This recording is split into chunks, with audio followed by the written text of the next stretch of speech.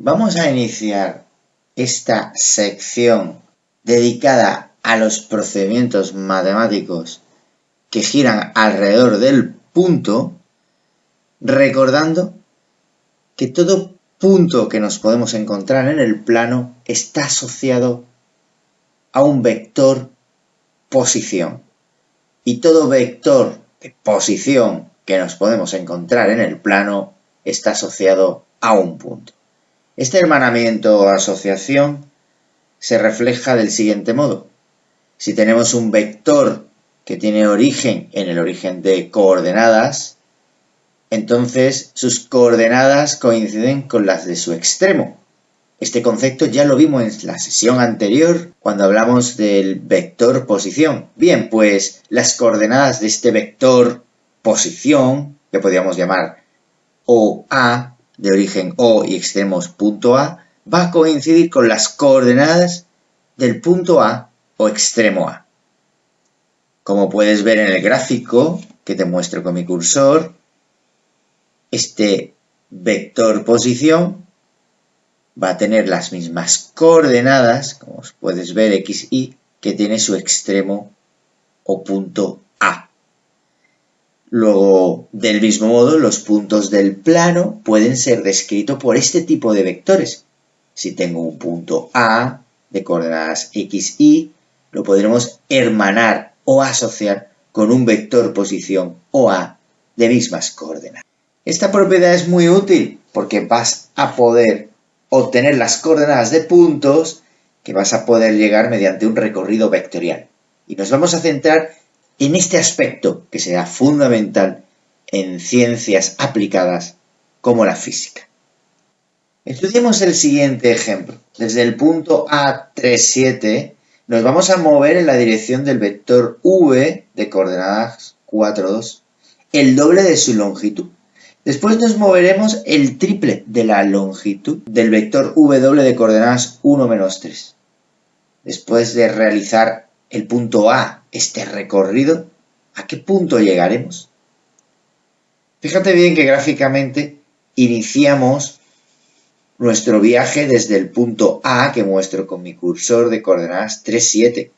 Este punto A está asociado a un vector posición OA de coordenadas 3, 7. Si representamos el vector V de coordenadas 4, 2, que tendrá el extremo aquí, en el punto que te marco con mi cursor de coordenadas 4, 2, y lo desplazamos a ser un vector libre o equivalente, tendremos una unidad del vector y el doble, 2 unidades del vector, que es lo que se va a mover, colocando el punto A, inicialmente en el 3, 7, en este punto de nuevas coordenadas. Si ahora nos desplazamos con el vector posición 1, menos 3, que representaremos con extremo aproximadamente en este punto que te marco con mi cursor, y lo desplazamos, fíjate bien, como vector libre o equivalente que es, lo colocaríamos aquí, desplazándonos 3 veces su longitud. El punto anterior se colocará exactamente en estas coordenadas, en las coordenadas del punto actual P. Luego el punto A ha viajado desde el 3, 7 al punto P de coordenadas 14, 2. ¿Cómo podríamos estudiar este ejercicio con la aplicación de GeoGebra? Muy bien, vamos a mostrar un vídeo en el que vas a poder observar cómo resuelvo este ejercicio paso a paso. Primero trabajaremos la configuración óptima de GeoGebra para poder resolver el problema y luego resolveremos el problema con 2 herramientas fundamentales. La primera es el vector fijo, que va a exigir un primer clic para determinar el origen del vector y un segundo clic para determinar el extremo del vector. La segunda herramienta que vamos a trabajar es el vector libre o equivalente, que va a exigir un primer clic para el origen y un segundo clic para un vector que hayas creado anteriormente y que va a desplazarse al punto origen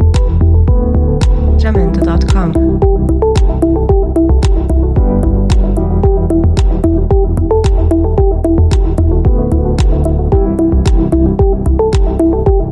Jamendo.com.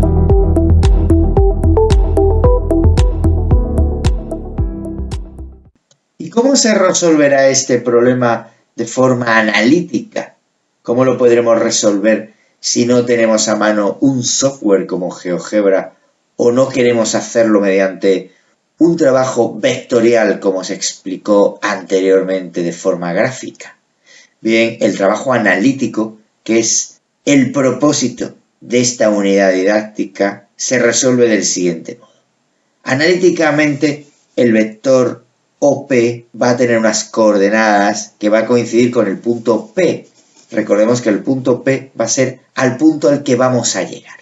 Vamos a llegar inicialmente partiendo de un punto A o vector posición OA, al que le vamos a sumar 2 veces el vector posición V de coordenadas 4, 2 y le vamos a sumar 3 veces el vector de posición W de coordenadas 1, menos 3. Siguiendo entonces la línea de iguales, vamos a cambiar de lenguaje simbólico a un lenguaje basado en las expresiones numéricas de estos vectores, siendo entonces OA como 3, 7, más 2 que multiplica al vector V 4, 2, más 3 que multiplica al vector W 1, menos 3. Realizando las operaciones con vectores que se explicó en la sesión anterior, podrás llegar a un vector final 14, 2. Recuerda que es importante aplicar la jerarquía de operaciones. Es decir, primero realizamos el producto de escalar o número por vector, tanto en el ejemplo 2V como en el ejemplo 3W, y finalmente hacemos la suma de los 3 vectores que se obtengan.